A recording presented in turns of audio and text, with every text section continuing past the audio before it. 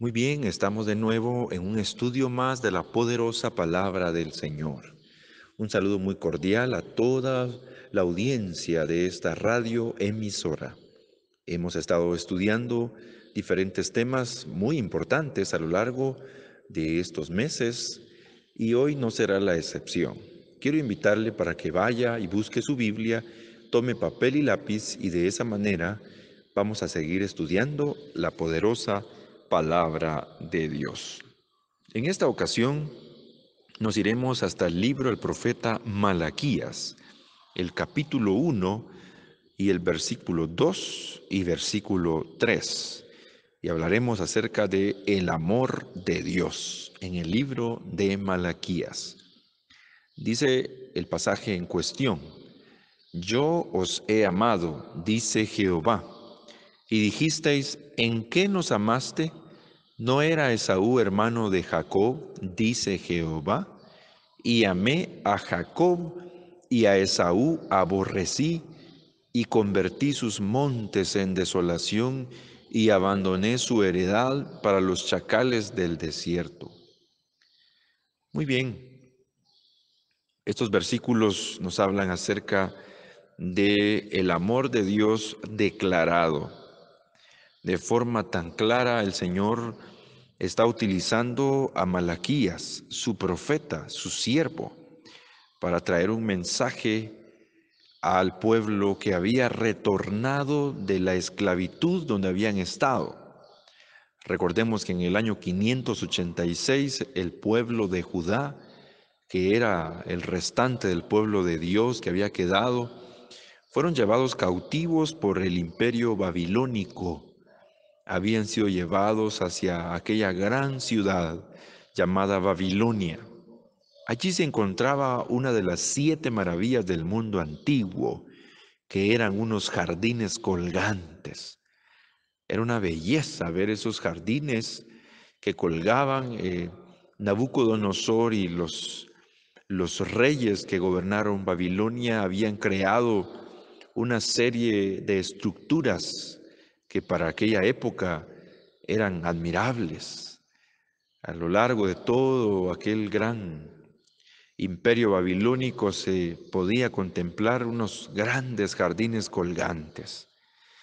De tal manera que el pueblo había regresado de esa esclavitud donde habían estado muchísimos años, muchísimo tiempo.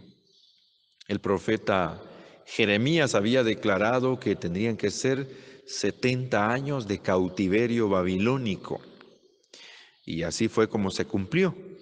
De tal manera que Dios levanta a Malaquías como su profeta, como el hombre que iba a amonestar al pueblo de Judá que había regresado a Jerusalén. El pueblo se había acomodado, aunque el pueblo ya había vuelto a esa tierra que Dios le había prometido a Abraham en Génesis capítulo 12 en adelante, y no solo a Abraham, también a los patriarcas que continuaron después de Abraham. Así que ellos habían vuelto a esa tierra de Jerusalén, pero se habían acomodado. Muchos de los descendientes de Jacob se habían vuelto muy cómodos en su vida espiritual. Pensaban en Dios o en todo el culto a Dios como de una forma pasajera, sin importancia y hasta trivial. Por eso Dios levanta a Malaquías. Malaquías es un nombre que en el hebreo es Malquilla y que quiere decir mi mensajero. Casi no se sabe nada acerca de Malaquías, aparte de su nombre y del hecho de que fue el último de los profetas del Antiguo Testamento. Malaquías es quien cierra la revelación del Antiguo Pacto o el Antiguo Testamento. Y podemos considerar a Malaquías como una especie de resumen en miniatura de todo el Antiguo Testamento, porque el profeta abarca brevemente aquellas 5 grandes verdades que encontramos en los demás libros del Antiguo Testamento, que son la elección de Israel por Dios, la transgresión, o es decir, el pecado de Israel contra Dios, la manifestación del Mesías, la tribulación sobre las naciones y la purificación de Israel al final. Y Malaquías puede ser comparado con Moisés.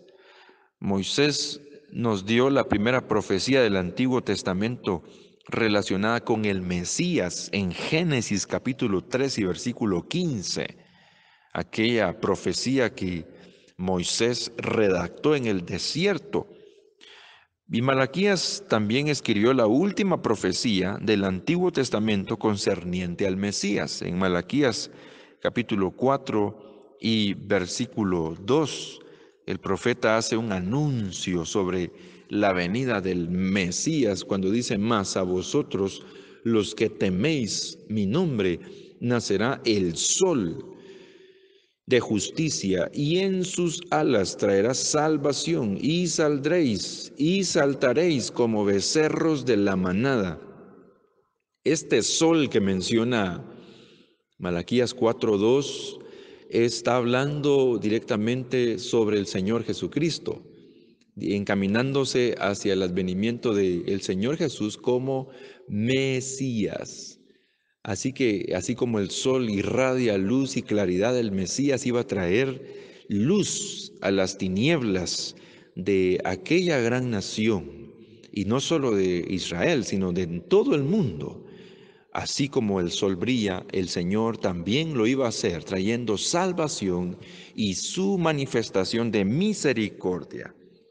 A partir de ahí podemos ver entonces que el libro de Malaquías nos presenta un tema tan importante, y es el amor de Dios. Y entonces, cuando el Señor dice: yo os he amado, dice Jehová, y amé a Jacob y a Esaú aborrecí, está hablando directamente a una forma de su amor. Es el amor declarado. Ahora, estos versículos que hemos leído en Malaquías 1, 2 y 3 nos presentan un problema, y es: ¿por qué aborreció Dios a Esaú? Notemos que el relato bíblico en Génesis 25 y 27 nunca dice que Dios aborreciera a Esaú en ningún momento. La palabra hebrea de la que se traduce aborrecer u odiar puede también significar preferencia. Y lo que Dios está diciendo con esa palabra es que Él prefirió a Jacob antes que a Esaú. Y alguien puede preguntar: pero ¿por qué Dios haría cosa semejante? Bueno, porque Dios es soberano, porque Él es Dios, porque Él así lo quiso, y porque Dios conocía el carácter de Jacob y también el carácter de Esaú. Las motivaciones en el corazón de cada uno de ellos, Dios también las conocía. De tal manera que el hecho de que Dios aborreciera o no prefiriera a Esaú, eso nos indica que así fue su perfecta voluntad. El que iba a cumplir con su pacto, con su propósito, no era Esaú, sino que iba a ser Jacob. Jacob iba a ser el instrumento de Dios a través del cual se cumpliría su pacto mesiánico. Entonces, el nombre de Esaú incluía sin duda a toda esta perversa nación cuyas actitudes y acciones Dios en verdad aborrecía, porque la nación de Esaú al final fue una nación que se rebeló contra Dios, y se rebeló incluso contra el mismo Jacob, contra el mismo pueblo de Dios. Así que esto no era de admirarse. El hecho de que Dios aborreciera a Esaú era porque Esaú iba a llegar a ser una gran nación que también se iba a rebelar contra Dios. Mientras que Jacob, en medio de sus desaciertos, Jacob se humilló delante de Dios y reconoció a Dios y le sirvió y se arrepintió y buscó a Dios. Y eso es lo que marca la diferencia entre dos partes. Por un lado, existen muchos que, así como aquella parábola de los labradores que el Señor llamó para trabajar, algunos dicen, sí voy a ir, pero no van. Y los que dicen, no iré, son los que sí van a ir. Lo mismo sucedió aquí.